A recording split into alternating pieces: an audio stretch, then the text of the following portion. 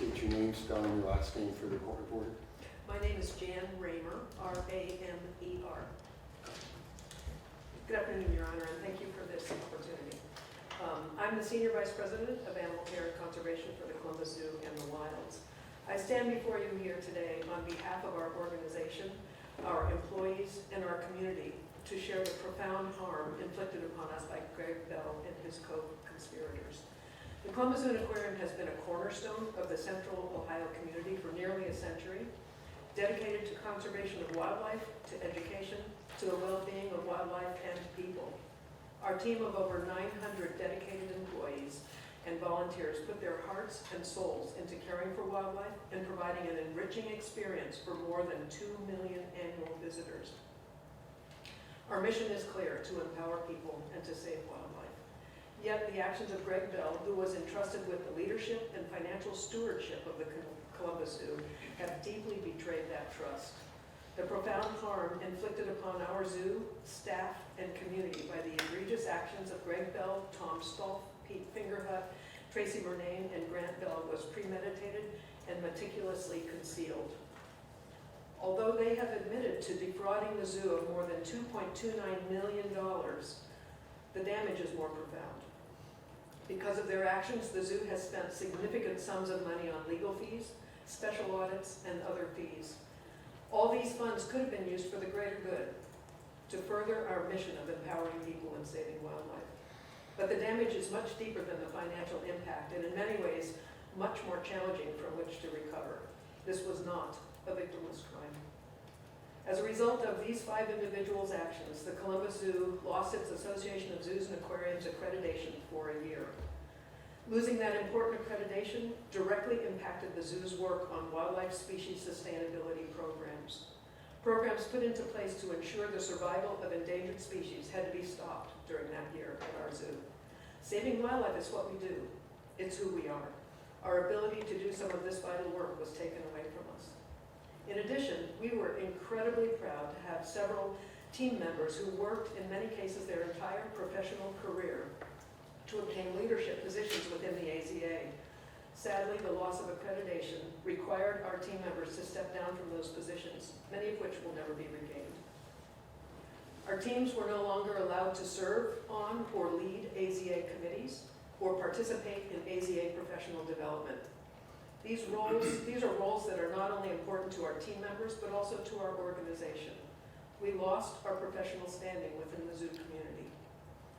As the zoo and the rest of the world emerged from the profound effects of the pandemic, we encountered an even more crushing blow to employee morale and work culture. The actions of Greg Bell and the 4 other defendants betrayed the zoo, betrayed its employees, donors, members, and our community. They used the zoo's finances to bankroll their lavish lifestyles, including concerts, club memberships, sporting events, luxury trips, meals and drinks for themselves and their families. These actions were deliberate and concealed, using funds intended for the animals in our care, intended for conservation programs, community outreach, and educational programs. The adage, "It takes time to build trust and 1 minute to destroy it," holds true here. To our team, the actions of Greg Bell and his co-defendants were not only a theft of resources, but a violation of the trust placed in each of them as leaders. Their actions also violated the trust placed in each of us as representatives of the zoo by our community. Their selfishness, scheming, and thievery tarnished the zoo's reputation and cast a shadow over our dedicated staff's tireless and honest work.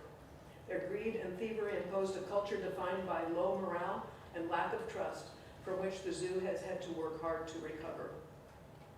Over the last 3 years, our leadership team spent significant time and energy communicating with the AZA, local media, donors, corporate and community partners, local, state, and federal legislators, time which could have been spent on focusing on our mission and on our teams.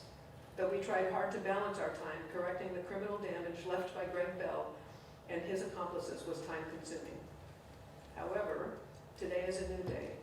With new leadership and stronger policies, we are rebuilding. There is more hope and optimism. We are committed to continuing to rebuild a culture of trust internally with our teams and externally with our donors, partners, members, and guests.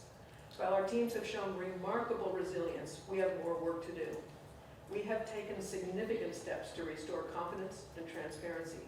We have implemented rigorous financial oversight and governance reforms to prevent such abuses from ever happening again. We are proud to have regained our AZA accreditation. We will not allow these 5 men to define the story of the Columbus Zoo. Greg Bell's actions were not victimless crimes. Our staff, our community, and our reputation were victims of his many years of deceit. We urge the court to consider the extensive harm these crimes have caused. Justice demands that punishment for these crimes reflects the gravity of their action. Greg Bell and his accomplices must be held accountable, and their sentences should serve as a clear reminder that such egregious breaches will not be tolerated. Thank you, Your Honor, for the opportunity to share the impact of these crimes on the Columbus Zoo and our teams.